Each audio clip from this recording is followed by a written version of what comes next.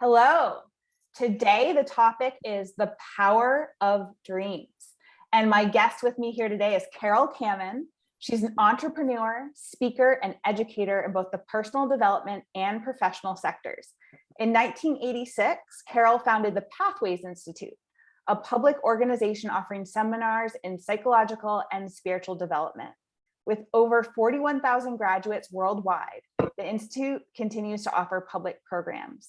She is a pioneer in bringing depth work into mainstream arenas, sharing her expertise and practice in the various forms of meditation, intensive study of world religions, world mythology, and Jungian theory.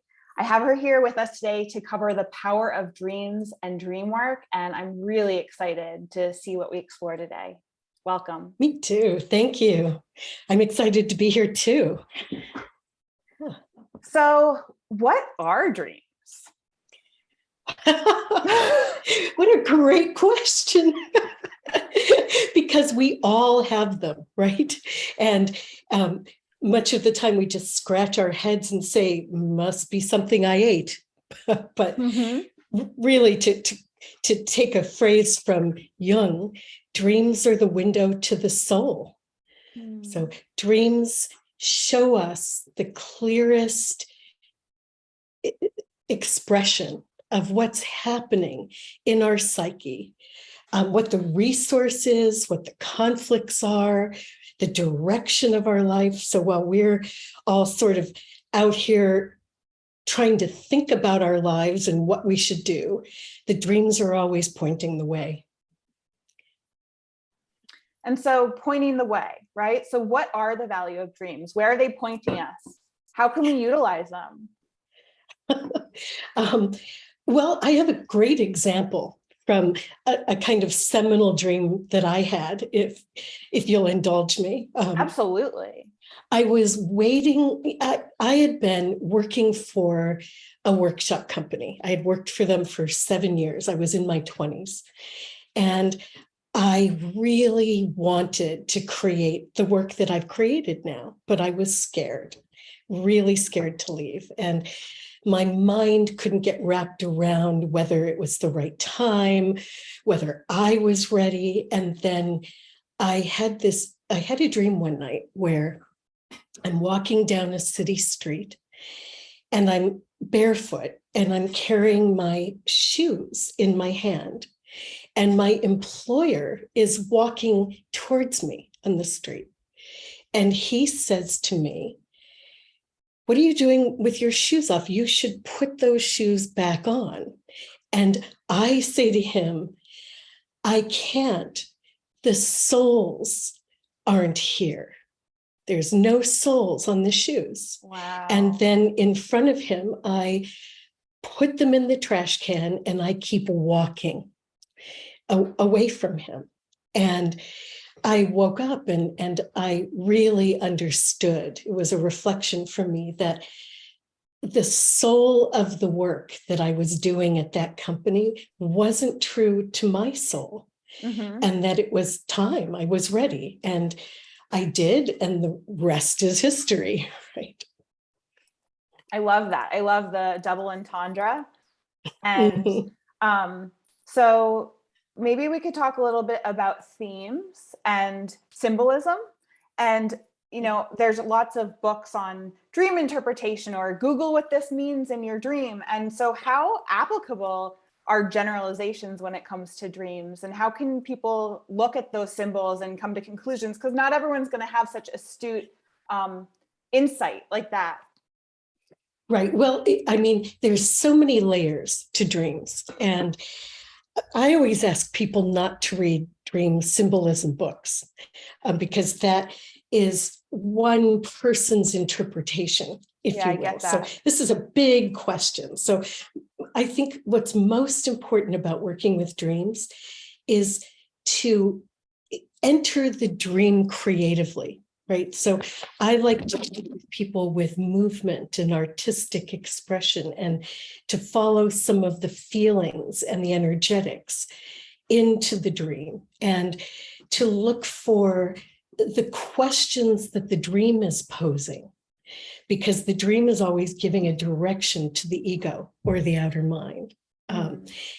But it's also true, Becca, that symbols show up on, I'd say, 3 distinct layers. So there's the personal layer or relationship, right? So if you had a bear in your dream, right, we'd want to look at what does bear mean to you? What personal associations do you have with bear? What's your psychological overlay? Do you like them? Are you afraid of them? Did you just see one in a zoo? Right?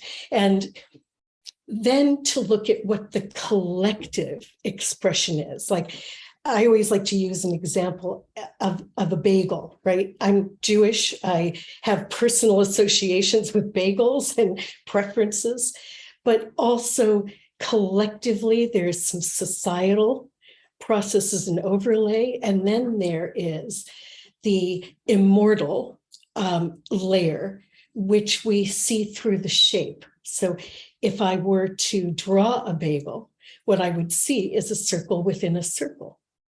And that's carrying an archetypal energetic of wholeness, of inclusivity. And so often we're interpreting our dreams personally rather than looking at the force that the dream is bringing. Because one of the things that the dream does is it centers us. Like, have you ever had flying dreams? Mm-hmm. Right. Yeah.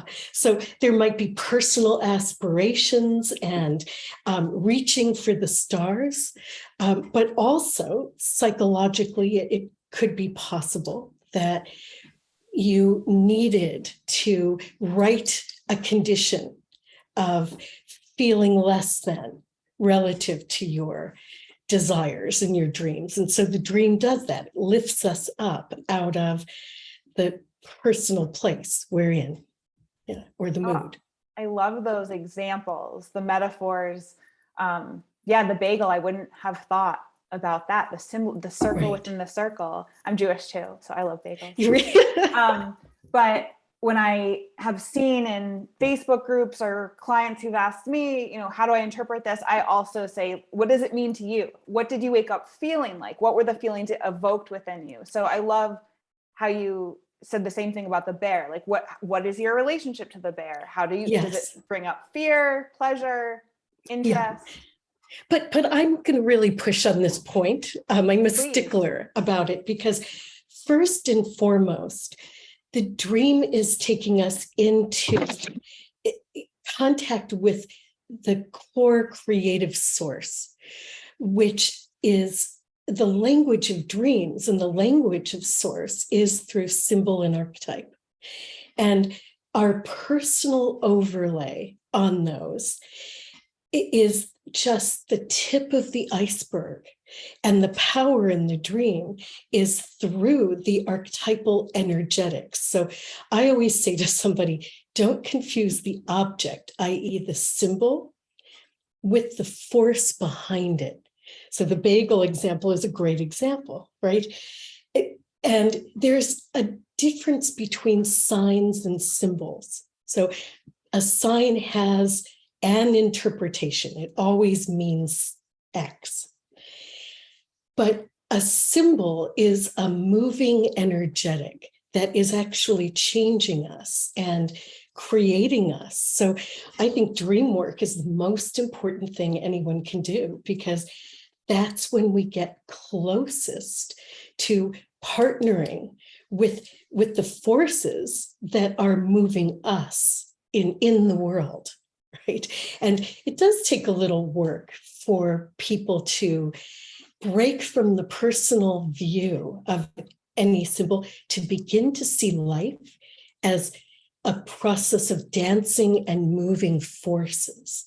But you can imagine, why I do this, say, with corporate groups is, can we look to see what the energetic, the moving process is in the company or in our family or in ourself, because there's a directional function, if you will. So a lot of our work, I'm doing a heart initiation conference, and the most important thing there is to break from the personal view alone to see with awakened archetypal eyes the forces that are dancing us all the time. So would you say that to really dive into this work, you need to learn about mythology and symbolism and ancient wisdom? It's not just about getting to know your own traumas and your own stuff you're working through, but it does reach out to the bigger input from being a human. Absolutely. I mean, I would say, I would encourage anyone who's interested in their dreams to work them at any level they can. And then, to begin to tap the deeper layers, because we're all living a myth. For example, and you'll see what's happening in the collective through the collective dreams. You can usually see what's coming down the road. So, current time, we're, all in the throes of Roe v. Wade, right, in that decision. But for about 6 months, because I'm working with people in their dreams all the time, I'm seeing sort of the collective dreams, the themes that are happening. And a lot of what I was seeing was repression of the feminine psyche. And which, you could get me started on this, but I think the most powerful way we can change the world is to change ourselves. And we're a reflection in many ways. Like, does the world create us, or do we create the world, right? And, so now the work is with the inner feminine for both men and women, because the repression of the feminine happens through a collective wellspring of that. So also the dreams show us the resource. That's what's so beautiful about the dreams, right? Well, we can't figure our lives out by just thinking about our lives. But if we trust the dream and we let the dream take us into creative expression and dialogue with the symbols in the dreams and embody them and feel them, that changes us without us having to think about it and work on it so hard. Yeah, it does feel like a wasted resource when I don't spend time reflecting on my dreams, like, well, next night. Yeah. When you talk about the collective and these themes, it kind of brings to mind the historical use of dreams. There used to be people in villages and communities where people would go, and like the seers, and I might be misplacing these terms, but how did dreams play a part in society? Did they? Absolutely. So dreams have always been a fundamental divinatory tool, right? So people, clans, societies would go to, often in a tribal village, it would be the dream master, the dreamer, right? There'd be someone, and then the group would, and still do in all over the world, would tell their dreams, both personally as a source of, for healing, but collectively. So there are tribes where when there's illness in one individual, the whole tribe will come together and tell their dreams. Wow. And it says what's happening in just the telling of the dream changes the energetic. It's like bringing the dream up from underground out into the light of consciousness. And there are whole temples for this, like the Asclepian healing temples, right? People would go for healing, and they'd be greeted at the outside of the gate. There would be some sort of personal cleansing. Then they'd go to the next layer of the temple, where they would sleep and ask for a dream. And then they'd go into more of the inner sector of the temple, and the dream would be worked with and interpreted. And I encourage people, even if you don't know what your dreams are, tell your dream to one other person, because that ignites a lot of the energy of the dream, because the dreams are always bringing us to wholeness. That's the psyche's hope, is to come to wholeness, individuation, and balance. And that's the journey we're on. That is so powerful. I think about when I did work with the wilderness skills community, part of the juice, part of the gift was the integration, which was telling the story. What did you go see on the land? What did you go do on the land? Yes. And even in a way that's kind of therapy, speaking out loud, being witnessed. And so Yes. when the dreams are offering us all this information about our subconscious and the collective consciousness, and we're not speaking it, we're losing it, right? I think about even mornings where I will write it down or text a friend or, tell somebody else about it. It keeps it alive within me. It's almost like it integrates more deeply. It does. And I'm thinking about how dreams were seen and used in ancient Egypt, right? So dreams were directly seen as communicating, right, with the divine. And in that way, anybody could be the oracle, because they were bringing through the divine communication, which I think we are. So we can be witnessed. And if you think about it, being witnessed by another person is so powerful. But also, when we write our dreams down and maybe even just read them again, we're witnessing the divinity in ourselves as well. And I can just see how this is such a accessible gateway for people who don't feel like they're very intuitive or don't feel like they believe in something outside of themselves, that it's data, right? Or something tangible that they can access. And I know that I've heard so many people claim that they don't dream. But from my experience, if you just intend the next morning to pay attention, lie there for just a couple more minutes, or even take a pen to paper and see what comes little by little, it's almost like a muscle. Would you agree that it becomes more consistent? Absolutely. The more you try? Well, it's like any relationship. So if I don't dream, it doesn't mean I'm not dreaming, but it means I'm not remembering. So the ego self bridge needs to be rebuilt. So we have to give an invitation to our dreams and basically invite the connection in the relationship, and then kind of be serious about it, right? So I suggest that when people fall asleep, they bring their hands to their heart. As you're falling off to sleep, you just petition for a dream. You can ask for a dream about anything, and you'll get that wisdom.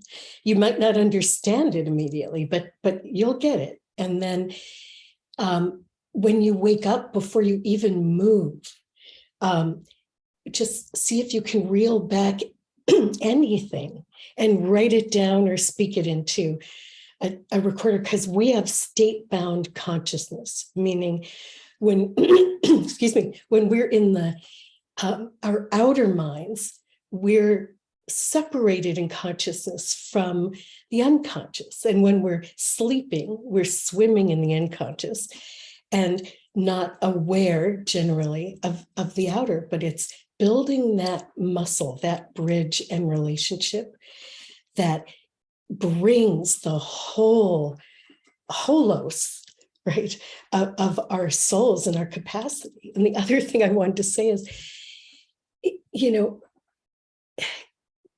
our minds can take us so far, but then we tend to recreate the same reality over and over and over again. And we can go ask for wisdom and direction from other people and experts, but if every one of us just did a little work to begin to participate with and understand our dreams, that's the source of the wisdom.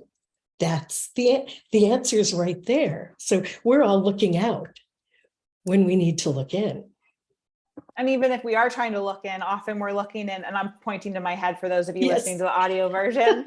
I as I shared earlier, I'm Jewish, but when I was living out in the Bay Area, I went to the Gnostic Center in San Francisco, Yeah.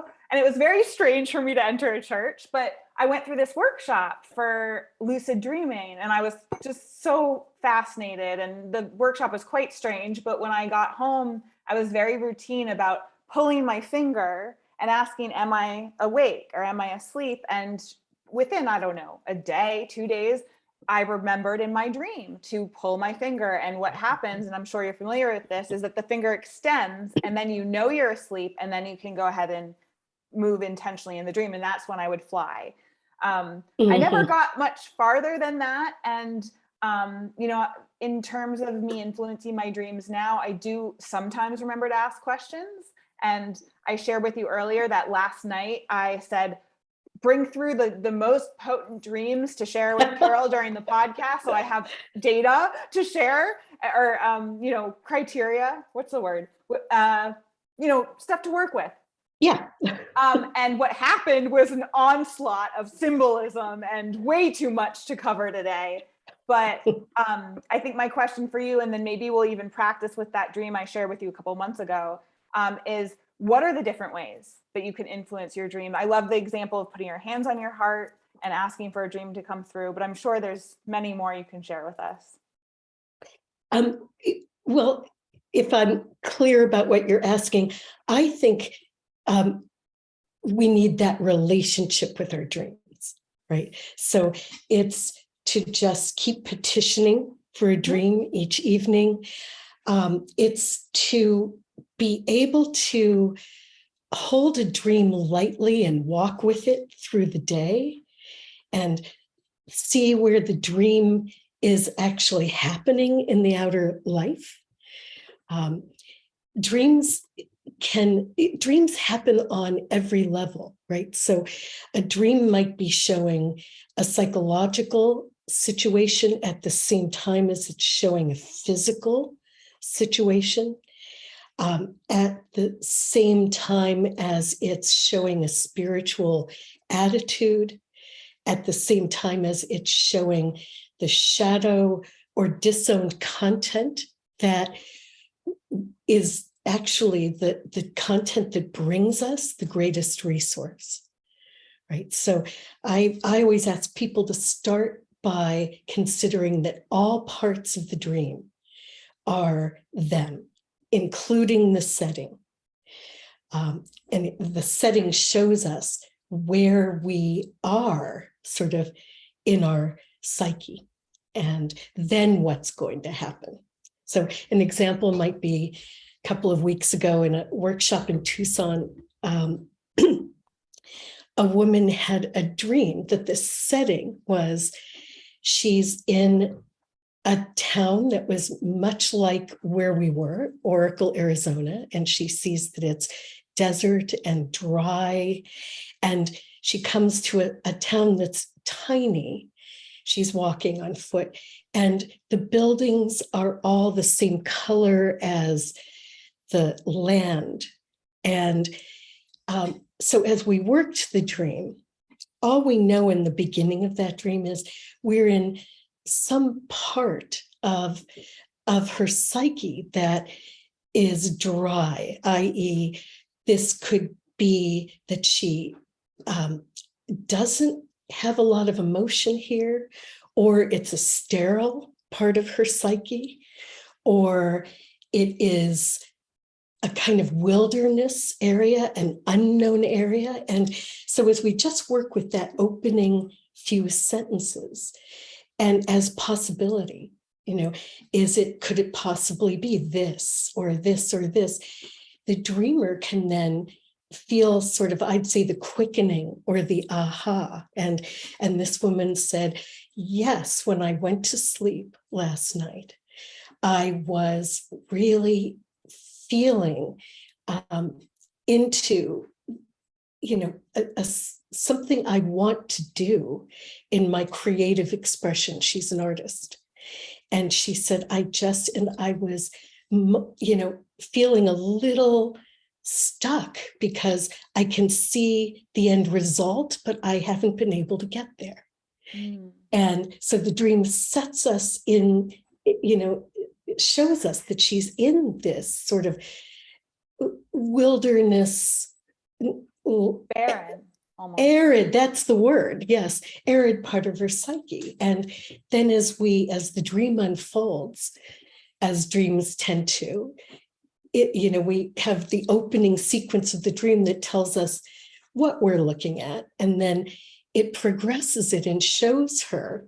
She walks into a little storefront, and inside this tiny little storefront that looks like it couldn't possibly have anything, she walks in and the room is huge.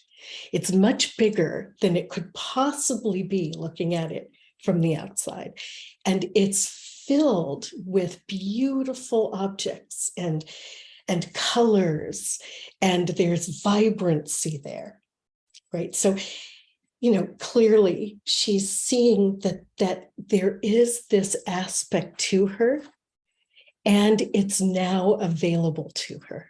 Mm-hmm. So what does she do with that dream? If we just interpret it, then we know that, but that isn't the intent of the dream, right? The dream wants us to then engage. So we were in Oracle, Arizona, and I just, place. Yeah, it is. It's a place. It love is. it. I love it. That's where we do our work most of the time. And so I just said to her, dance the feeling in the storefront, dance it, move it, paint it, walk with it, play with the images. Bring it to waking life.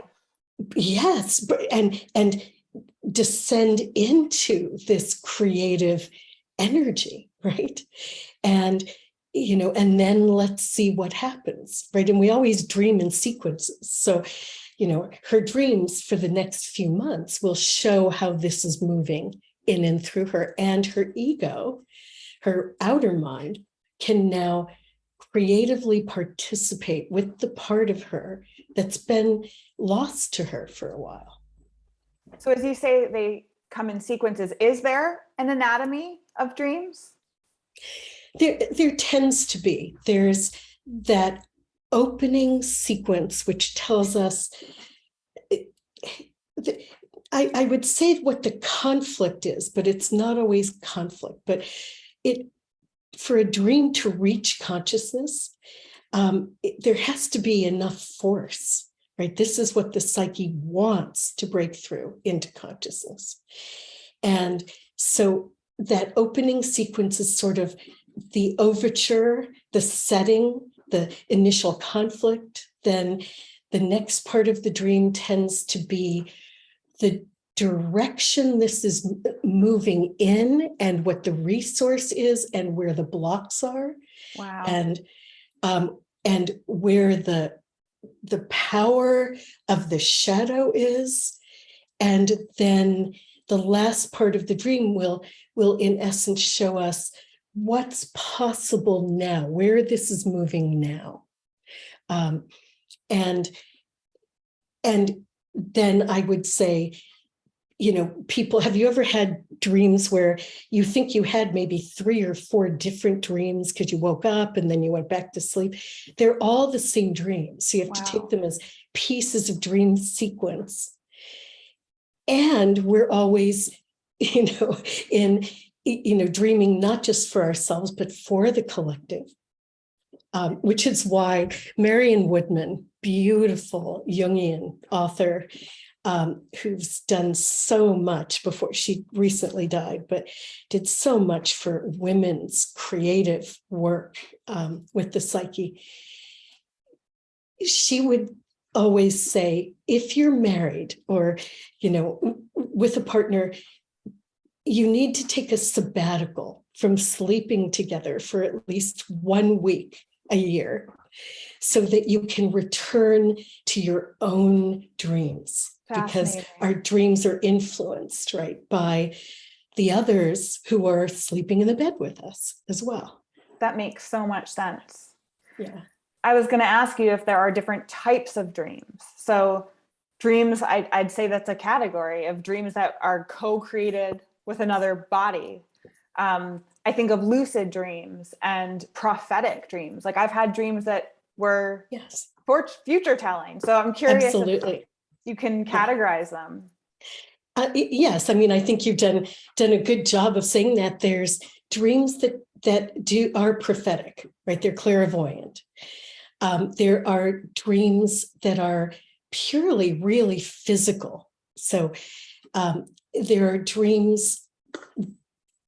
If I always ask people on the last night of a conference, I ask the group to open to a collective closing dream, right? What do we need as a collective to know?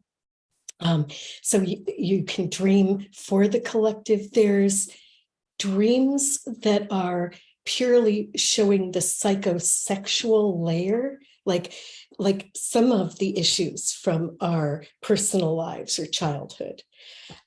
There are predominantly shadow dreams that are usually really quite frightening for people. And yet when we can tap those resources, the most frightening dream I ever had was standing in my dream. I'm standing at the base of a volcano and I see the whole mountain begin to crack and fissure. And I am terrified and I know I'm going to die. And I woke up from that dream. And, that's a dream that you kind of want to put away for a minute, but then to come back to it and both know that things are changing outside of my control. Things are changing in my life, and to feel myself as the power of that volcano rather than the victim to or at the effect of it. So I think one powerful way for people to feel what their dreams are saying in the archetypal and mystical sense is to become any of these energies rather than to be at the effect of them. And that was a very, thing. I had no idea what was about to come down the road, but dancing, feeling myself as that volcanic energy also gave me the strength to meet what was coming down the road. Wow. Yeah. That's so I did neat. have a client who, came to me and she had a dream that she was driving in a car. She was in the driver's seat. I'm sorry, she was in the passenger seat and there was nobody driving the car. Yikes. And the car, and the car was careening towards the edge of a cliff. Mm-hmm. And, and she woke up as the car was going over the cliff. And there was something about the texture or energy of the dream. And when you have a dream like that, that's showing death, always good to check into anything physical. And I did say to her, have you noticed any, what's going on with you physically? And she said, well, I don't know, I've been gaining all this weight. I'm not eating differently. I often feel really, have a lot of indigestion. And she said, I don't know, it's weird. And so when we looked at the dream, we both agreed that she should go get herself checked out, right? This was enough years ago that you could go to a doctor and they'd pay attention.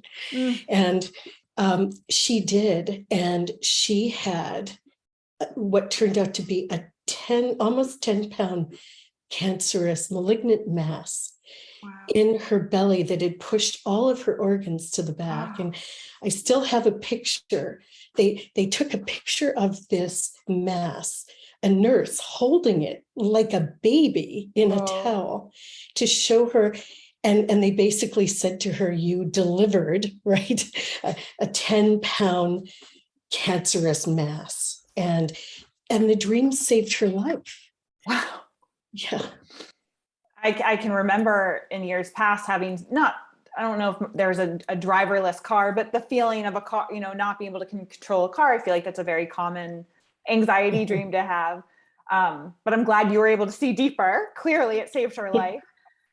When we wake up, that sort of thing, like when there's their dream, almost, it's in essence, it doesn't feel completed, but we wake up. Is it because we've hit our threshold for what we can consciously handle? Is there a physiological response to the fear? What is that about that abrupt waking up in mid-dream? I don't know. I haven't done the physiological studies. I can only really speak from my own personal experience, which is that, I think the dreams that are really frightening to us and are trying to really get our attention, if you think about it, the waking up as part of the dream, Yeah, those dreams do want us to wake up that makes to sense. something, right? That makes total sense. Yeah. Would you say that kids have more nightmares? What's happening, I don't know if I could answer the question that way, but I'm glad you asked the question, because if you look at how the psyche develops, right, when we're first born, there's no real separation between, we are mystical consciousness. We are all the archetypes. I love what, I think it was Alice Miller said about the difficulty in the human condition. She said, we're born as all the archetypes, the earth, the moon, the stars, the sun, with all capacity, all instinct, full and whole. But our parents want us to be good boys and girls, right? Ouch. And yeah.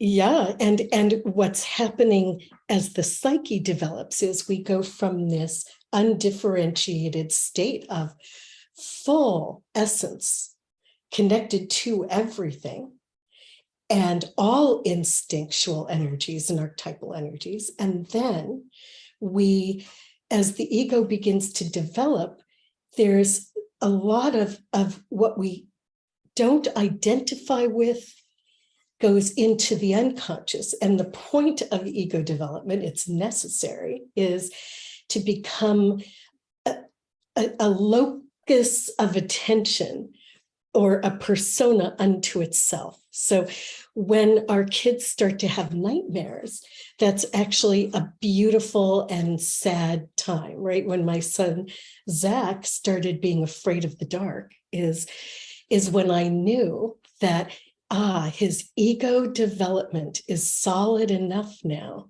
that everything else that isn't contained in it has been relegated to what we can't see, right? The darkness. And shadow material isn't what people think. It isn't all the stuff I don't like about myself, because the stuff I don't like about myself, I already know about. The shadow material is truly the unconscious material. It's not available to the waking mind. And that's why we can't just interpret our dreams. We have to play with our dreams and open to them. And that's when we can start to communicate with the unconscious and reclaim all of what we lost while we were developing an ego. And then, I think parents today make it even harder because fantasy play, both, for children, is so important because that's the ego self bridge. They're still connected to all the forces and the archetypes. But once all of the play gets directed towards focused outcomes and linear thinking, then there isn't room for just getting bored and daydreaming, which is when we are playing with the unconscious. So, there's lots of ways to dream. Like maybe you don't remember your dreams, but you go to the art room. Like we always have an amazing art room set up, and it's not just for artists. go to the art room, use something you can't control, like watercolors or finger paints or clay, and just play, because that will be the dream. Right. Fascinating. I still have this lingering question about lucid dreams. Okay. Is that almost over the top? Like, is that abusing our dream world? Is it unnecessary, or is there an art and a purpose for lucid dreaming? What is it too aggressive? What a great question. I guess I would say, I think there's a place for it, but the way I see people use it is to empower the ego to change the direction of the unconscious. That makes total sense. Which I think is really dangerous, because the unconscious is bringing us exactly what we need, right? And, so, but I think what it's good for is to realize that 99.999% of what's happening in our lives is unconscious. I mean, we're living from the tiniest little part of ourselves and seeing the world from the tiniest little part of ourselves. Like, big part of the reason I ask executives to start to do a little dream work is, to see the waking dream that's happening in the organization. We're always in a dream, but we don't know it because we say we're awake. But most of what's happening is being moved through us from the unconscious. Such cool stuff. I love that answer. I think that answer is right on point. It is too aggressive. It's just, yeah, it's a little bit out there, and in the same way that a little microdosing, right, of hallucinogenics it can be for people a wonderful way to crack open the view of the ego. But if you did massive amounts of hallucinogenics constantly, what you'd be doing is flooding the psyche with material that wasn't ready to come to consciousness and can't be integrated. So we actually end up more split. That's a great comparison. It's like you're putting too much in the pot. Like, we've already got enough to be magical creatures. Like, don't mess with it. It's already doing its thing. I remember hearing a while back that even if you don't remember your dreams, they still are moving stuff for you. It's totally still medicine. Totally. And if you just write them down, it's stronger medicine. And if you tell them to one person, it's stronger medicine. And if you say to yourself, I wonder about that dream, it's even stronger medicine. Yeah. Oh, it's alchemy. If you think about us as this, as the container or the alchemical pot, right? The alchemy is happening in the dreams and bringing us the gold. And it is important at some point for the greatest power and potential is for our ego, our linear minds to turn towards the dream world, to partner with it, because it isn't just a passive thing like, oh, I'm going to dream and it's going to do me. I mean, it does.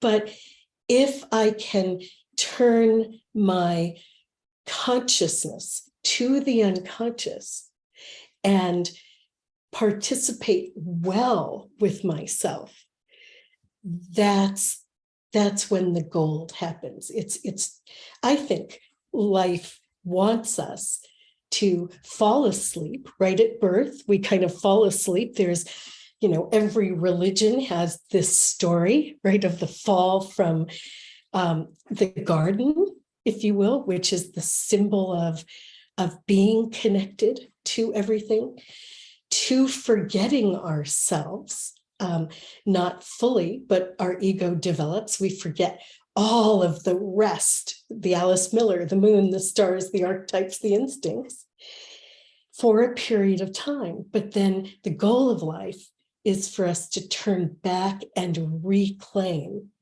all of what we are consciously this time. Well put. Wow. Hey, I had one thing I was just thinking about. I was thinking that for anyone listening who you don't remember your dreams, what's great is get a children's book of fairy tales and just pick one and read it, because the fairy tales are the dream for the collective. And fairy tales show us what the development is for all of us. And we might think, God, there's a million fairy tales, but there isn't. There are, I would say, 15, 20 themes max.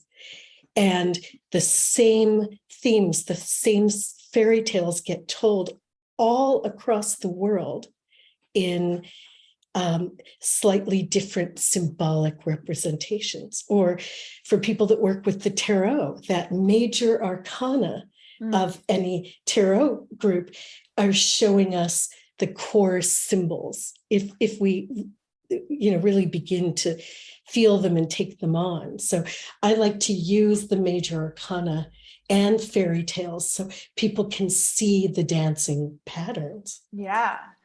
I'm guessing you're talking about fairy tales pre-Disney, not like the Oh no, modern. Disney works too. Huh. Okay. Oh yeah. No, as long as you're looking at it from the viewpoint of all parts of the dream are us. Is one person. Yeah. So I'm each of these entities, and how are these happening internally? Well, that's clicking. It's making sense. Yeah. And then the kind of the hero's journey and saving oneself. Yeah. It's all making so much sense. Something that popped into my head, and this probably is very silly, but I'm thinking there are some animals that dream. I wonder if they're I always wonder what my dog's dreaming about when she's twitching. So there's one more question, but it's floated away like a dream. I was thinking about what did I see before this last week with Roe versus Wade? Part of what I saw was really interesting. It was a number of different clients that I had were dreaming either directly or symbolically about the place in the Bible where Moses goes up the mountain. So, and then brings down the tablets, right? And if you're looking at this as a dream, right?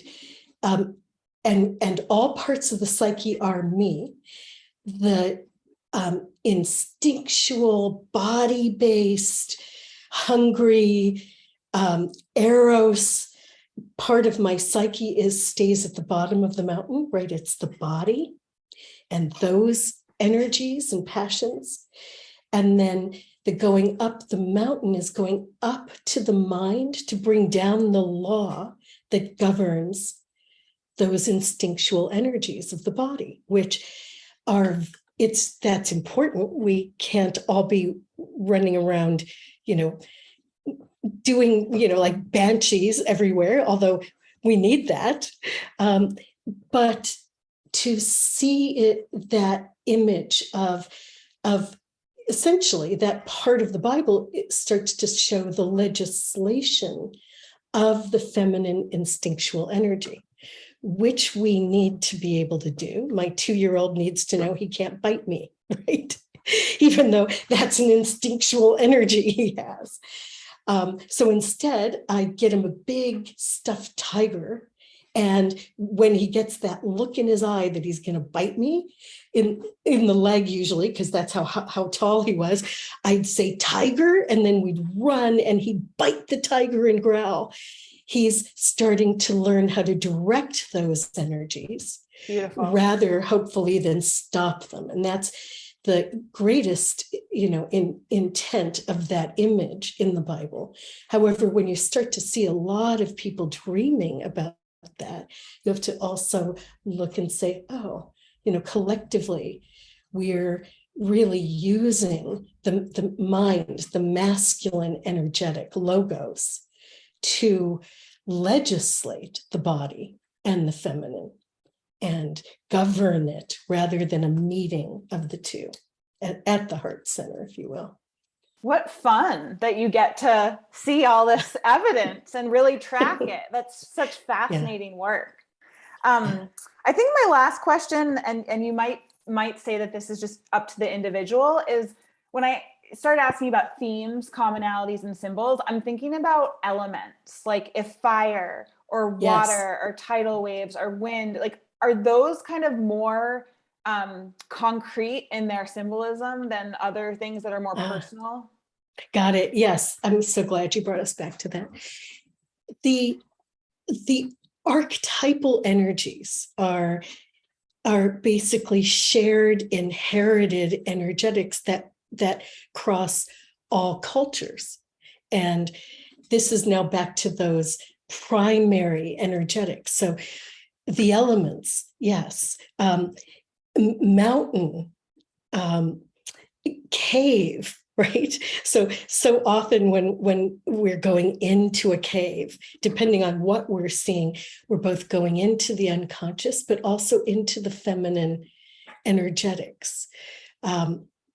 When a lot of times people will dream about tall poles, and we're seeing kind of the phallos and the masculine energetic. Or speaking of Disney, so there are just primary shapes that move us and change us. And these are symbols that are carrying force. So I used to talk about this a lot. So, my kid loved Barney when he was growing up, right? And if you look at Barney or you look at Mickey Mouse, right, we can say at the outer level, oh, that's Barney, that's Minnie or Mickey. But if you give a Minnie or a Mickey doll or a Barney doll to a very young child, they will put Minnie's or Mickey's nose. They'll start sucking on Minnie or Mickey's nose, right? Yeah. Because those are archetypal energies. That's either, a lactating breast.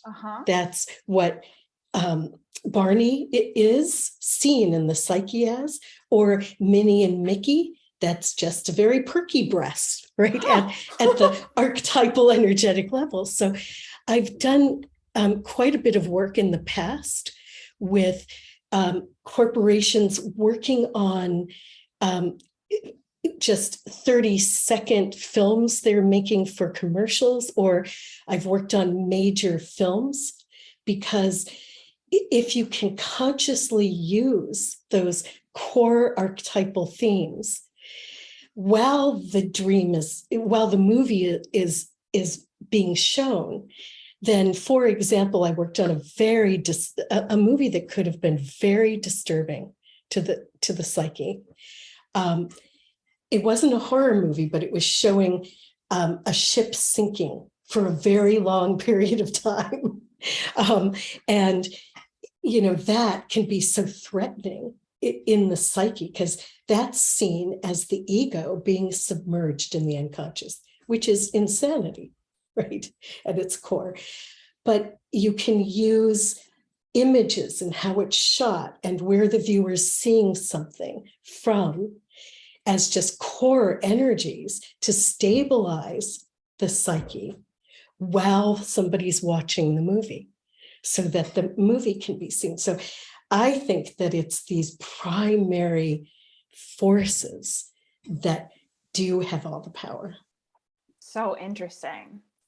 Well, before we end, could I give you 2 dream examples that have kind of those energies in them for you to quickly break those down? So when we first chatted, I shared with you a dream, and I feel like dreams are so nuanced that if I give you the wrong detail, it's going to have a different message, but I feel like I've got a good picture of what it was, so I might as well go for it. So the first one was a whale, right? and I was on top of the whale, kind of hugging it, and so happy because I think whales are so magnificent. And then I think somebody came along and got on top of the whale and put their back down on the whale, and the whale didn't like it and swam away. And I thought, oh, what a missed opportunity. We were connecting. I think that was the whole dream. Oh, I think that's a perfect dream to use.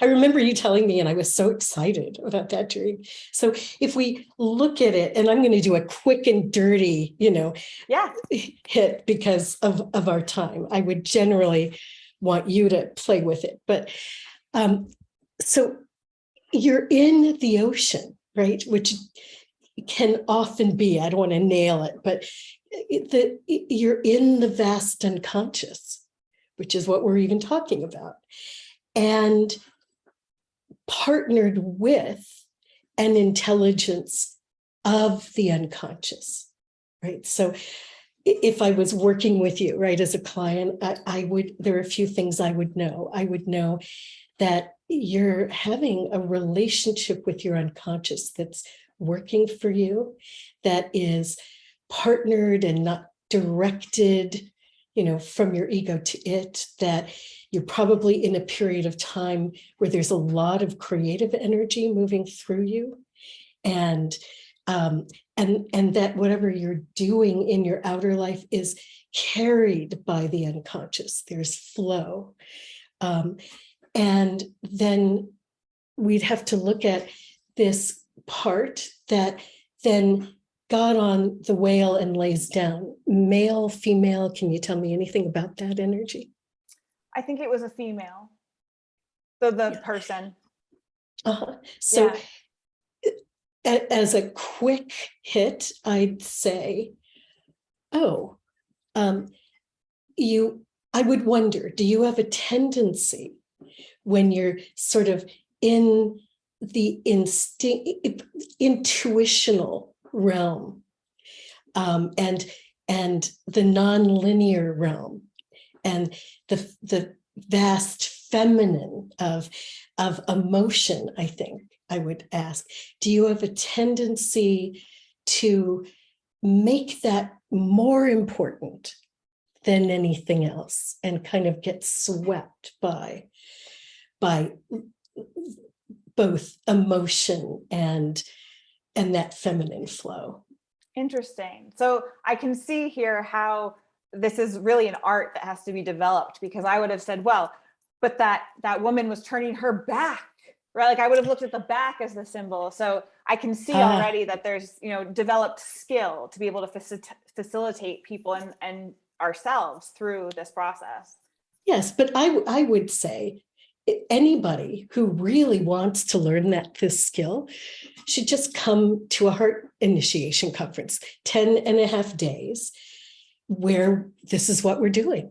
We're playing with the dreams and doing some initiatory work to open the gates, the parts of us that can really see the unconscious, and from a place of deep well-being, so that we're not reactive to anything we see. And in your dream, there's both you, which you're the dream ego, you're the dominant energy, and there is this tendency. So at the outer level, I might say, just trust this relationship you have with your feeling and your intuition, because I think that must be very strong in you. And be just mindful of when you want to merge too much with that. And the unconscious is still being so supportive. It's saying, don't merge, don't fall into me, but stay upright, right? Stay engaged at an outer level with your inner intuition, which I think in your work is so important, because you are working in the intuitive realms and in the feeling realms, and you have to be able, like I do, to articulate what that is and make it relevant for the person, or this just becomes parlor games, right? Yeah. And that's why I'm so interested in picking your brain, because this is a developing interest of mine, and I'm so grateful for your wealth of knowledge and experience and wisdom on it. Do we have time for one more quickie? Sure. This other one is like a complete opposite element, so I thought it would be a helpful example for people. So thunder and lightning. Lightning was hitting the trees all around my house, and they were burning up, like they were glowing ember red. And I think I called the fire department, and they came out and they're like, "Oh no, you're safe. Your house is safe." And I was like, "Oh, okay." Oh, that's fabulous.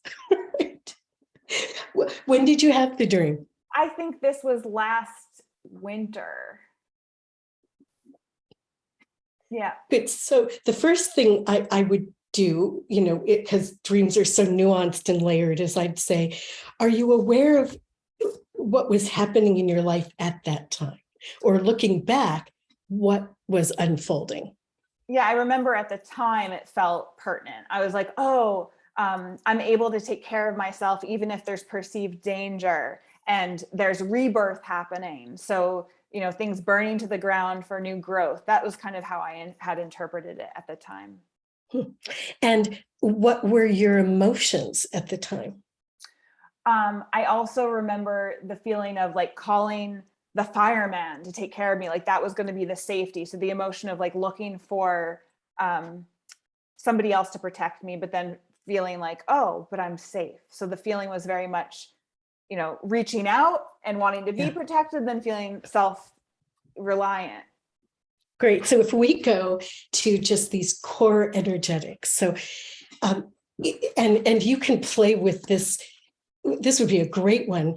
There's a difference between the dream ego is seeing the fire and being afraid, but all parts of the dream are us. So we are also the fire. And so if you move that fire, and I don't mean act like fire, but just go into that energetic and move it, you're going to begin to feel that part of you that was so active at the time and is so important. And in the dream, at the timing of the dream, perhaps at the outer egoic level, you might have been afraid of whatever this energy is, because it could be passion, right? It's going to be passion of some kind. It could be sexual passion. It could be emotional passion. It could also be creative energy, highly creative. And creation and destruction can never be apart. Right? Anytime we create something, we sacrifice something else. So it's in these core energetics of the tree and the fire that we would know what the creative impulse was and what's being sacrificed. And those are deeply connected to you. But the most important thing is that, at the time, you might have been a little afraid of this passionate energy or creative energy and wanting outer, just some outer reassurance. And then this part of you that knows how to handle the energetic of fire internally lets you know it's fine. You know how to handle this. There's nothing to be alarmed about. It's so cool to hear your perspective. I had thought, so when I think of lightning, I think of Uranus. You familiar with astrology? Some, not much. Uranus creates like rapid fire change, unexpected change, shocking change. So I interpret it as like this rapid change, and then there was fear that was going to be dangerous. But then, my inner ability to protect myself and self-soothe and that sort of thing. But I see more layers in what you're talking about, and it's all just so fascinating.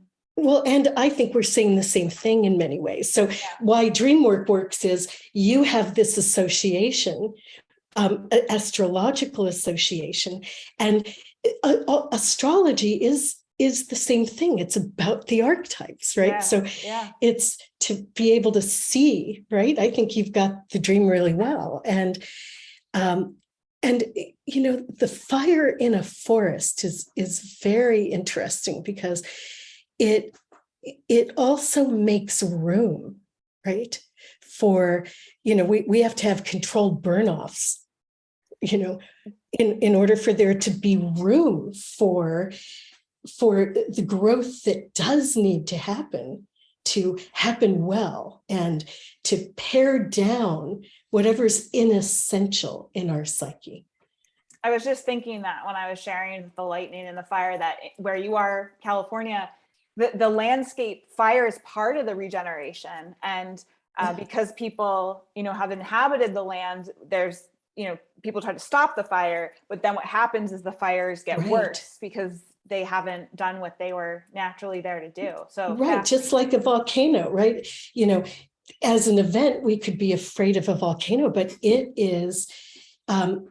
creates the most fertile new land and new consciousness, right? And also lightning in that dream tells us something, because the ignition is from above. It's from the heavens, right? So I think we're looking, if you look back, you may see that you were having a kind of spiritual ignition, a spiritual awakening. all the time. Yeah. Well, Carol, thank you so much for all your time. I know we went a bit over today, but there's just too much good stuff to ask you about. And for those who are just as fascinated as I am, you can reach Carol at thepathwayinstitute.com. And as always, I will link. It's actually Pathways. Yeah. Pathways. Yeah, Pathways Institute. But I will link that link in the episode description so people can just click on it. And she has this heart initiation conference coming up, and she's available for dream coaching. So if you'd like to reach out to her, you know that the information is in the episode description. And thank you so much for sharing your time and wisdom with us today. Thank you very much. All right. Bye-bye.